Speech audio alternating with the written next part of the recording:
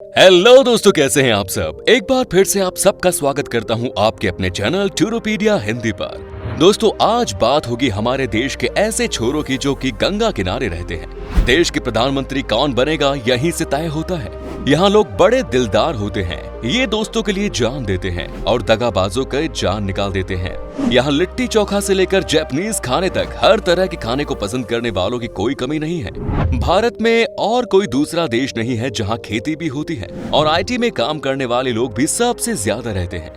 दोस्तों, यहाँ प्यार और राजनीति दोनों बड़ी शिद्दत से की जाती है। यहाँ की लट्ठमार होली दुनिया भर में फेमस है। जी हाँ दोस्तों, हम बात कर रहे हैं भारत के सबसे अनोखे राज्य उत्तर प्रदेश की। तो फिर देर किस बात की, अपना सीट बेल्ट बांध लीजिए अच्छे से और निकलते हैं उत्तर प्रदेश के एक शानदार सफर पर। दोस्तों, उत्तर प्रदेश का नाम आते ही आपके जहन में कानून व्यवस्था और क्षेत्रवाद और जातिवाद से भरी राजनीति ही आती होगी। गर्मी के दिनों में यहाँ के चिलचिलाती धूप और ठंड में जमा देने वाली सर्दी, ये सब तो आम बात है। लेकिन यूपी के बारे में ऐसी खास बातें भी हैं जो शायद आप नहीं जानते होंगे। सबसे पहले आपको बता दूं कि उत्तर प्रदेश की कुल आबादी है 24 करोड़ के आसपास। यहाँ कुल आबादी में 72% लोग गाँव में रहते हैं, वहीं 28% लोग शहर में बसते हैं। उत्तर प्रदेश भारत का एक ऐसा राज्य है जिसे 1 अप्रैल 1937 में कुछ खास कारणों को ध्यान में रखते हुए एक राज्य बनाया गया। यूपी भारत में होने वाली किसी भी घटना पर सबसे ज्यादा सुर्खियों में रहता है। ये राज्य राजनीति से लेकर इकोनॉमिक इश्यूज में सबसे आगे रहता है। सारी दुनिया में उत्तर प्रदेश को आगरा के ताजमहल, लखनऊ के नजाकत, बनारस के घाट, कानपुरिया मिजाज, इलाहाबाद के संगम आदि के कारण जाना जाता है। उत्तर प्रदेश की राजकीय भाषा तो हिंदी है, लेकिन यहाँ के लोग हिंदी के ही अलग अलग रूपों को बोलते हैं। यहाँ आपसी बातचीत में गालियों का भरपूर इस्तेमाल किया जाता है, लेकिन कोई बुरा नहीं मानता। भारत सरकार का चिन्ह मौर्य सम्राट अशोक के द्वारा उत्तर प्रदेश के वाराणसी के पास सारनाथ में बनवाया गया, जिसे 1947 के बाद भारत सरकार ने अपना सिंबल बना लिया था। यूपी के लोग हमेशा इस जुगाड़ में रहते हैं कि उनका काम किसी जुगाड़ से हो जाए।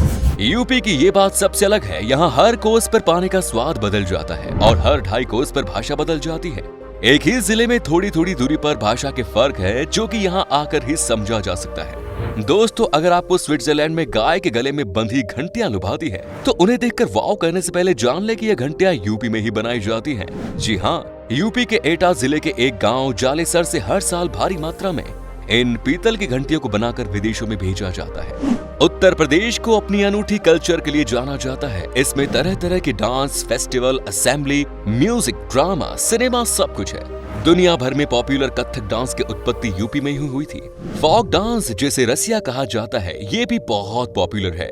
नौटंकी यहाँ का public operative theatre performance form है। हिंदी सिनेमा आने से पहले भारत में सबसे ज्यादा मनोरंजन नौटंकी से किया जाता था, जिसमें घरेलू लड़कियों का जाना मना होता था। जब नौटंकी शुरू हुई थी तब ये बहुत अच्छी थी, लेकिन वक्त के साथ साथ ये एक अश्लील डांस में बदल गई। स्पोर्ट्स में यूपी बहुत तेज है। यहाँ के ट्रेडिशनल खेलों में स्विमिंग, रेसलिंग, वाटर स्पोर्ट्स और कुश्ती शामिल है। हॉकी खेल के इतिहास के सबसे महान खिलाड़ी, हॉकी के जादूगर ध्यानचंद जी का जन्म इलाहाबाद, ब्रिटिश भारत में हुआ था, जो अब उत्तर प्रदेश में है। यूपी की कुछ बात बहुत अजीब है सुनने में, जैसे कि यूपी में जाति भेद बहुत है। यहाँ ब्राह्मण जात को समाज में सबसे आगे जगह मिलती है। यहाँ ब्राह्मण परिवारों में जनेऊ संस्कार का बहुत इंपॉर्टेंस होता है। जब ये संस्कार होता है तो लड़के को सिर्फ लंगोट पहनकर घर से बाहर निकलना होता है और भीख मांगनी पड़ती है। एक बार जनेऊ हो जाने के बाद उसे सारी उम्र जनेऊ को धारण करना पड़ता है और हर बार पेशाब जाने से पहले कान के ऊपर चढ़ाना होता है। उत्तर प्रदेश के मुजफ्फरनगर जिले में एक गांव का नाम स्नैपडील.com नगर है। पहले गांव का नाम शिवनगर था। जब इस गांव के लोगों को पानी के लिए दूर जाना पड़ता था, तब स्नैपडील ई-कॉमर्स कंपनी ने इस गांव में 14 हैंडपंप लगवाए थे और तभी से गांव का नाम स्नैपडील पड़ गया। और भी ऐसी कई अनसुनी बात है, जैसे कि उत्तर प्रदेश के एक जिले शाहजहांपुर में एक अजीबोगरीब सम्मेलन होता है। यहाँ होली के दूसरे दिन शहर के चुनिंदा लोग लगभग पूरे नंगे होकर सिर्फ जूतों की माला पहनकर परेड निकालते हैं। ऐसा काम सभी सीनियर ऑफिसर्स की मौजूदगी में होता है, लेकिन अभी तक इस पर बैन नहीं लगाया गया। दोस्तों, उत्तर प्रदेश एक लौता राज्य है जो 9 पड़ोसी राज्यों के साथ अपनी सीमा साझा करता है। उत्तर पश्चिम में उत्तराखंड और हिमाचल प्रदेश, दिल्ली, हरियाणा, पश्चिम में राजस्थान, दक्षिण में मध्य प्रदेश, दक्षिण पूर्व में छत्तीसगढ़, पूर्व में बिहार और झारखंड। ये पड़ोसी देश नेपाल के साथ साथ अपनी आंतरिक सीमा भी साझा करता है।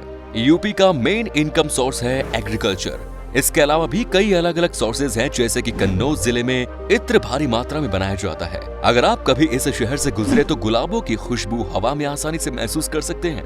यहाँ के खेतों में फसल से ज्यादा फूलों जैसे गुलाब, गेंदा और मेहंदी की पैदावार होती है। साथ ही यूपी की इकोनॉमिक राजधानी है कानपुर। कानपुर के आसपास में सभी कारखाने लगे हुए हैं, लेकिन ये देश का सबसे पॉल्यूटेड इलाका है जहाँ हर और चमड़े की बदबू आती है। आपको ये भी बता दें कि यूपी में भारत की सबसे ज्यादा तंबाकू और बीड़ी बनाई जाती है। यहाँ के कासगंज इलाके में तंबाकू की खेती की जाती है और गुरसहायगंज इलाके के हर घर में सिर्फ बीड़ी बनाने का काम होता है। यहाँ से सारी दुनिया को इन नशीली चीजों को भेजा जाता है। दोस्तों, पारिजात वृक्ष के बारे में पता ही होगा। ऐसे ही एक पारिजात वृक्ष लखनऊ से 40 किलोमीटर की दूरी पर है, जो सारी दुनिया में अपनी तरह का एक अलग वृक्ष है। इस वृक्ष को इसके फूलों के लिए जाना जाता है, जो हर दिन अपना रंग बदलते हैं।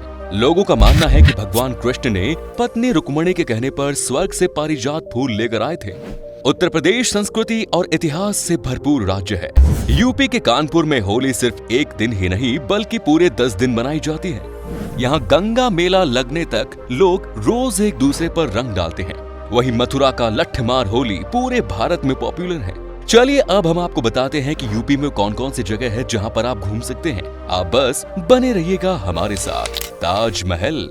दोस्तों, दुनिया के 7 अजूबों में शामिल आगरा का ताजमहल उत्तर प्रदेश में ही है। अगर बात हो लोकल या फॉरेन टूरिस्ट की तो लोगों के लिए ताजमहल लिस्ट के टॉप में शामिल है। ताजमहल हर रोज सुबह 6 बजे से शाम 6:30 बजे तक खुलता है, लेकिन शुक्रवार को नमाज के लिए ताजमहल बंद रहता है। चांदनी रात में शाम 8:30 बजे से 12:30 बजे तक खुला रहता है, क्योंकि उन रातों में महल का नजारा बेहद खूबसूरत होता है। ताजमहल के अंदर एक खूबसूरत म्यूजियम भी है। बादशाह शाहजहां ने ताजमहल अपनी पत्नी मुमताज की याद में बनवाया था और ताजमहल के अंदर ही दोनों की कब्रें हैं। कहा जाता है कि वो अपनी बेगम से इतना प्यार करते थे कि उनके मरने के 5 दिन के भीतर ही बादशाह का एक एक बाल सफेद हो गया था। नेक्स्ट इज बुलंद दरवाजा।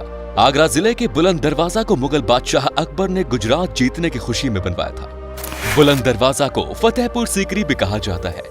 बुलंद दरवाजा मुगल साम्राज्य का सबसे बड़ा गेटवे है, जिसकी ऊंचाई है 54 मीटर। सीकरी को पहले फतेहाबाद के नाम से जाना जाता था, जो कि फारसी शब्द फतेह से प्राप्त होता है, जिसका मतलब होता है जीतना। यहाँ पहुँचने के लिए आप एयर रूट से आगरा पहुँच सकते हैं। वहीं आगरा कैंट रेलवे स्टेशन से फतेहपुर सीकरी 40 किलोमीटर की दूरी पर है। Next is Noida. अगर आपको यूपी का मॉडर्न स्टाइल देखना है तो आपको एक बार नोएडा जरूर आना चाहिए। नोएडा पर आपको सबसे बड़ी बिल्डिंग्स देखने को मिलेगी, जो कि पूरी यूपी में और कहीं नहीं है। और तो और यहाँ पर आपको एक से बढ़कर एक मॉल देखने को मिलेंगे और यहीं पर आपको सबसे ज्यादा लोग पार्टी करते हुए दिखेंगे। यहाँ पर हर तरह की फैसिलिटी है और आने वाले समय में देश का सबसे बड़ा हवाई अड्डा जेवर एयरपोर्ट भी नोएडा में बनने वाला है। Next is Varanasi. Varanasi PM Modi ji का पार्लियामेंट्री एरिया है। यहाँ पहुँचने के कई रास्ते हैं। दिल्ली से आने वाले लोगों के लिए रेलवे ने वंदे मातरम एक्सप्रेस चला रखी है, जिससे दिल्ली और वाराणसी का सफर 8 घंटे में तय हो जाता है। बनारस दुनिया का सबसे पुराना शहर है। कहा जाता है कि एक जमाने में यहाँ लोग आपसी बातचीत भी शास्त्रों की भाषा में किया करते थे। इसी कारण वहाँ की भाषा और संस्कृति बेहद समृद्ध है। वाराणसी हिंदुओं का धार्मिक शहर है और इसीलिए इसकी बहुत मान्यता है। अगर आप वाराणसी आए तो यहाँ के घाटों को देखना न भूलें। प्रयाग घाट, 80 घाट और मणिकर्णिका घाट ऐसे हैं जिन्हें आपको जरूर देखना चाहिए। हर शाम को होने वाली गंगा आरती जरूर देखें। नेक्स्ट इज कटनिया घाट। अगर आपको यूपी घूमते घूमते थकान महसूस हो या फिर कई ऐसी जगह जाने का मन कर रहा हो जहां आप नेचर को एंजॉय कर सके, तो आपको बेशक कटनिया घाट जाना चाहिए। यूपी के बहराइच जिले में स्थित कटनिया वाइल्ड लाइफ सेंचुरी बेहद खूबसूरत है। दूधवा टाइगर रिजर्व से जुड़ा होने के कारण यहाँ आपको चीता देखने को भी मिल जाएगा। यहाँ करीब 30,000 टाइगर, 40 से 45 हाथी और 4 गैंडे हैं और इसके अलावा 200 से 250 गिद्ध, अजगर और कई दुर्लभ सांप यहाँ देखने को मिलेंगे। यहाँ की गेरुआ नदी बहुत साफ सुथरी है। अगर आपको यहाँ रात बिताने का मन करे तो गेरुआ नदी के किनारे ट्री हाउस मिल जाएगा। Next is Sangam Ghat. उत्तर प्रदेश का इलाहाबाद जिला हाई कोर्ट और यूनिवर्सिटी से ज्यादा अपने 2 नदियों के संगम के लिए मशहूर है। यहाँ यमुना और गंगा का संगम होता है। हिंदुओं के लिए ये बेहद धार्मिक स्थल है। इलाहाबाद के संगम को घूमने का सबसे अच्छा समय जनवरी से मार्च है, क्योंकि इस समय माघ मेला चल रहा होता है। इलाहाबाद पहुंचने के लिए आपको बस के साथ साथ सीधी हवाई यात्रा और रेलवे सेवा भी मिल जाएगी। महाराजा गंगाधर राव की छतरी दोस्तों महाराजा गंगाधर राव की छतरी उत्तर प्रदेश के झांसी जिले में है। इसका निर्माण रानी लक्ष्मीबाई द्वारा 21 नवंबर 1853 को कराया गया। रानी लक्ष्मीबाई ने अपने पति गंगाधर राव के निधन के बाद इसका निर्माण कराया था, जो कि इंडियन आर्ट कल्चर का एक बेहतरीन नमूना है। महामकोल चायथाई मोनेस्ट्री भगवान बुद्ध का जुड़ाव श्रावस्ती से रहा है। उत्तर प्रदेश के श्रावस्ती जिले में महामकोल चायथाई ना का एक मोनेस्ट्री है। आपको बता दें कि ये जितनी घूमने के लिए अच्छी जगह है, उतनी ही शांति वाली जगह है। ध्यान करने वाले बौद्ध भिक्षु यहाँ आते हैं। यहाँ आने के लिए आप बलरामपुर जिले से और बहराइच जिले से बस से इकौना और कटरा तक आ सकते हैं। तो दोस्तों ये था उत्तर प्रदेश। आप में से अगर कोई है यूपी से तो हमें कमेंट्स में जरूर बताएं। ये भी बताना कि आप कहां से हैं। यूपी और इसके टूरिस्ट प्लेसेस के बारे में अगर आप और जानना चाहते हैं तो कमेंट्स में लिखिएगा पार्ट 2। उम्मीद है आपको ये एपिसोड पसंद आया होगा। वीडियो को लाइक करें और अपने दोस्तों और रिश्तेदारों के साथ शेयर करना ना भूलें। हमारे चैनल को भी सब्सक्राइब जरूर करें। वीडियो को अंत तक देखने के लिए सभी का शुक्रिया। फिर मुलाकात होगी एक नई वीडियो के साथ। धन्यवाद।